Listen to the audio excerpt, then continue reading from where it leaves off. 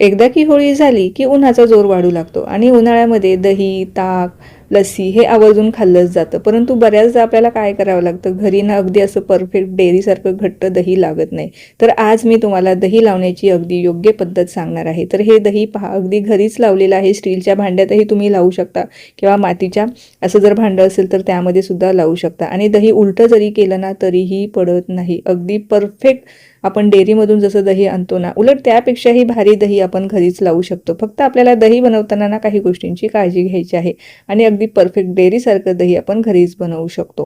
अगदी हे दही तुम्ही सुरेने सुद्धा कापू शकता, इतकं घट्ट होतं आणि बनवायला तर अतिशय सोपं आहे. चला तर मग वेळ न घालवता लगेचच आपल्या रेसिपीला आपण सुरुवात करूया.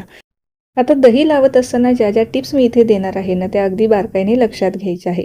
आता इथे स्टीलच्या पातेल्याला मी थोडंसं पाण्याने असं थोडंसं भिसळून घेतलेलं आहे, म्हणजे थोडंसं पाण्याने ओलं करायचं आहे. त्यामध्ये आता फुल फॅट क्रीम म्हशीचं इथे दूध घातलेलं आहे. दूध तुम्ही कुठलंही घेऊ शकता, असं काही नाही की म्हशीचंच दूध असलं पाहिजे. तर मी 1 किलोचं हे पॅकेट घेतलेलं आहे. तुमच्याकडे जे अवेलेबल दूध असेल ते तुम्ही इथे वापरू शकता दही लावण्यासाठी. तर मी इथे 1 लिटर दूध घेतलेलं आहे. 1 लिटर दुधाचं मला दही बनवायचं आहे. तुम्हाला जेवढं दही बनवायचं असेल ना तेवढं दूध इथे घेऊ शकता. फक्त आपल्याला ज्या मी इथे टिप्स देत आहे ना, सेम त्या टिप्स वापरून तुम्हाला दही बनवायचं आहे. दूध कितीही असू द्या, कितीही दुधाचं तुम्ही दही लावलं ना परफेक्टच होणार आहे. गरम करून घ्यायचं आहे. साधारणतः यातला हलकासा पाण्याचा अंश कमी होईल ना एवढं आपल्याला गरम करून घ्यायचं आहे. आणि हो, जेव्हा दूध उकळायला लागलं की आपल्याला सतत असं चमच्याने ढवळायचं आहे. त्यावरती जी साय जमा होणार आहे ना ती सुद्धा आपल्याला दुधामध्येच मिसळायची आहे, जेणेकरून आपलं मस्त असं घट्टसर मलाईदार दही तयार होणार आहे. गॅस कुठेही सोडायचा नाही, नाहीतर तळाला लागण्याची शक्यता असते. परंतु थोडंसं तळाला पाणी टाकायचं किंवा हलकंसं पातेलं असं ओलं करून घ्यायचं आणि सतत आपल्याला चमच्याने मिक्स करत राहायचं आहे. त्यामुळे तळाला दूध लागत नाही, करपत नाही. साधारणतः एक 10% दूध आपलं एवढं कमी झालेलं आहे. जास्त आटवत बसवायची गरज नाही. फक्त आपल्याला छान अशी खळखळून उकळी आणायची आहे आणि जी साय आहे ती आपल्याला पूर्णपणे दुधामध्ये मिसळायची आहे. त्यानंतर गॅसवरून आपल्याला खाली उतरवून घ्यायचं आहे आणि आपल्याला हे हलकंसं कोमट करून घ्यायचं आहे. वरती साय जमा झाली की ती पुन्हा एकदा आपल्याला ह्या दुधामध्येच मिसळून द्यायची आहे. हे पंख्याखाली तुम्ही थंड करून घ्या किंवा असं ढवळत ढवळत राहून तुम्ही याला थंड करून कोमट करून घ्यायचं आहे. पूर्णपणे थंड करायचं नाही. आणि थंड होण्यासाठी फ्रीजचा सुद्धा वापर करू नका. नॉर्मल टेम्परेचरलाच याला हलकंसं कोमट होऊ द्या. आता दूध हलकंसं कोमट होत आहे तोपर्यंत आपण एक विरजण तयार करून घेऊया. आता बरेच जण इथे ट्रिक सांगत असतात की तुम्ही यामध्ये मिरची घाला किंवा इतर कुठला लिंबू पिळा, त्यामुळे छान दही तयार होतं. परंतु तसं काहीही करू नका. त्यासाठी आपल्याला विरजण लावावंच लागणार आहे. इथे माझ्याकडे दही होतं, 2 चमचे दही घेतलेलं आहे. त्यामध्ये थोडंसं आपल्याला दूध घालायचं आहे. इतर कुठलेही पदार्थ घालून असं घट्ट दही तयार होत नाही. त्यामुळे कुठलेही पदार्थ घालून तुम्ही दही लावलं ना ते अगदी असं डेअरीसारखं तयार होत नाही. त्याला आपल्याला प्रॉपर विरजण लावूनच हे दही तयार करावं लागतं. तर यामध्ये साधारणतः पाव वाटी एवढं दूध घातलेलं आहे. ते सुद्धा हलकंसं कोमट आहे आणि यामध्ये आपल्याला 2 चमचे दह्याचं विरजण टाकावंच लागणार आहे. माझ्याकडे दही होतं त्यामध्येच मी दूध घालून हे विरजण तयार केलेलं आहे. आणि आता दूधही आपलं कोमट झालेलं आहे. हे दूध किती कोमट असायला हवं ते मी तुम्हाला सांगते. आपण जेव्हा बोट घालतो ना आपल्या बोटाला हे सोसवतंय, म्हणजे आपण 1 मिनिटापेक्षा जास्त बोट ह्या दुधामध्ये ठेवू शकतो, एवढं कोमट तरी असायला हवं.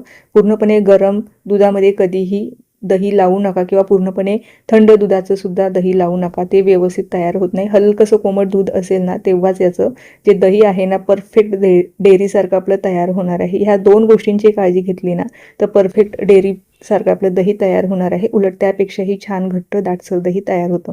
आता मी तुम्हाला इथे मातीच्या भांड्यामध्ये सुद्धा दही लावून दाखवते आणि स्टीलच्या भांड्यामध्ये सुद्धा दही लावून दाखवते. कारण प्रत्येकाच्याच घरामध्ये असं हे मातीचं भांडं अवेलेबल असतं असं नाही. तर त्यासाठी तुम्ही स्टीलच्या भांड्यामध्ये सुद्धा लावू शकता. परंतु जर मातीचं भांडं असेल ना तर अतिउत्तम. त्यामधलं जे दही आहे ना हे अतिशय भारी लागतं टेस्टला. कारण दह्यामधलं जे सगळं पाणी असतं ना ते सगळं हे मातीचं मडकं ॲब्झॉर्ब करतं. त्यामुळे त्याची टेस्टही छान लागते. असं मातीचं भांडं असेल तर तुम्ही नक्की त्यामध्ये दही लावा. नसेल तर काहीच हरकत नाही, स्टीलच्या भांड्यात सुद्धा लावू शकता. 2 चमचे विरजण जे आहे ह्या मातीच्या भांड्याला सगळ्या बाजूंनी व्यवस्थित लावून घ्यायचं आणि त्यामध्ये हलकं कोमट जे दूध आहे ते आपल्याला टाकायचं आहे. आता थोडं दूध यामध्ये घालते आणि बाकीचं स्टीलच्या भांड्यामध्ये माझ्याकडे पातेलं होतं त्यामध्ये मी टाकणार आहे. त्यापूर्वी 2 चमचे अजून जे विरजण आहे ना ते टाकून घेऊया. छान मिक्स करून घेऊया आणि याला झाकून ठेवूया. आता झाकल्याच्या नंतर हे जे दही आहे आपल्याला अजिबात उघडून बघायचं नाही. 5 ते 6 तास तरी याला आपल्याला उघडायचं नाही. उन्हाळ्यामध्ये थोडं दही लवकर लागतं आणि हिवाळ्याच्या दिवसामध्ये जर तुम्हाला दही लावायचं असेल तर एक पूर्ण दिवस याला असंच ठेवायचं आहे. तर हे 5 ते 6 तास आता मी साईडला ठेवणार आहे. स्टीलच्या भांड्यामध्ये आता आपण दही लावूया. थोडंसं दही जे आहे ना यामध्ये आहे ऑलरेडी, ते सुद्धा व्यवस्थित आपण पसरवून घेऊया आणि थोडं दूध यामध्ये सुद्धा टाकून घेऊया. ही जी पद्धत आहे ना ही अगदी पारंपरिक योग्य पद्धत आहे. तुम्ही या पद्धतीने अजूनपर्यंत दही लावलं नसेल तर नक्की ह्या पद्धतीने तुम्ही दही लावून बघा. तुमच्याकडे जर पसरट भांडं असेल ना तर पसरट भांड्यामध्ये सुद्धा तुम्ही हे दही लावू शकता. त्यामध्ये तर अजूनच छान होतं. परंतु आता मी ह्या भांड्यामध्ये विरजण तयार केलेलं होतं ना त्यामध्येच मी आता हे दही लावणार आहे. फक्त दही लावत असताना ना ॲल्युमिनियमची जी भांडी असतात ते किंवा पितळीची भांडी असतात ना त्यामध्ये दही कधीच लावू नका. त्यामुळे दही खराब होण्याची शक्यता असते. ते सुद्धा छान मिक्स करायचं, यावरती झाकण ठेवायचं आहे. आता जर तुम्हाला दही लवकर लावायचं असेल ना तर काय करायचं, 5 मिनिटासाठी जर तुमच्याकडे ओव्हन असेल ना तर तो प्रीहीट करून घ्यायचा आणि ओव्हन बंद करायचा. त्यामध्ये हे भांडे ठेवून द्यायचे. 2 तासात सुद्धा दही छान लागते. आता एक 5 ते 6 तासानंतर आपलं जे दही आहे ना मस्त असं सेट झालेलं आहे. तुम्हाला इथे दाखवते, अगदी व्यवस्थित असं दही आपलं सेट झालेलं आहे. वरतून तुम्हाला टेक्स्चर दिसतच असेल. हात लावला तरीही हे दही जे आहे ना याला पाणी सुटत नाहीये. आता याला उलटं करून दाखवते. जरासुद्धा आपल्या दह्याला पाणी सुटलेलं नाही. मस्त असं रिच, क्रीमी, दाटसर, डेअरीपेक्षाही छान दही आपलं घरीच तयार झालेलं आहे. फक्त सुरुवातीला जे आपण विरजण यामध्ये टाकलेलं आहे ना ते जास्त आपल्याला आंबट नसावं. फ्रेश दह्याचं विरजण आपल्याला टाकायचं आहे आणि दही लागल्याच्या नंतर आपल्याला जेवढं दही पाहिजे असेल ना तेवढं काढून घ्यायचं आणि बाकीचं दही फ्रीजमध्ये ठेवायचं. म्हणजे आपलं दही जास्त आंबट होत नाही. जेवढं दही तुम्ही लागल्याच्या नंतर बाहेर ठेवणार ना तेवढं हे आंबट होत जाणार. म्हणून आपल्याला जेवढं दही हवं आहे ना तेवढं काढून घ्यायचं आणि बाकीचं लगेचच फ्रीजमध्ये ठेवायचं आहे. दही अगदी सुरीने कट करता येत आहे असं दही तयार झालेलं आहे. स्टीलच्या भांड्यामध्ये सुद्धा जसं आपण मातीच्या मडक्यामध्ये दही लावलेलं आहे अगदी तसंच ह्या स्टीलच्या भांड्यामध्ये सुद्धा दही आपलं तयार झालेलं आहे.